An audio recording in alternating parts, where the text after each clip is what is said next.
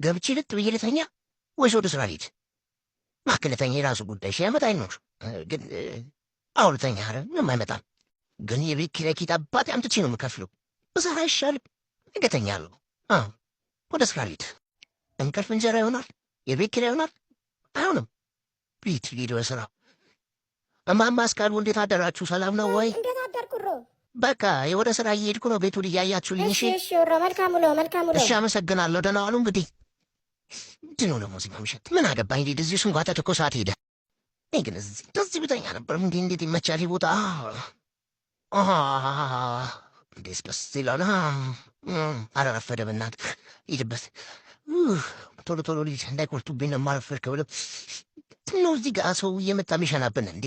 አላገማማችሁ ስፍ ኧረ በለው። እዚህ ጋር ደግሞ እንዴት ነው የሚገመው? በእናታችሁ ሰው ቤት በኩል ስራ ሄድ እንድቀረ እንዴ? አይ ልስራ በሉ። ደህና ዋሉ። ረስቼ ለካ ስራ የለኝም።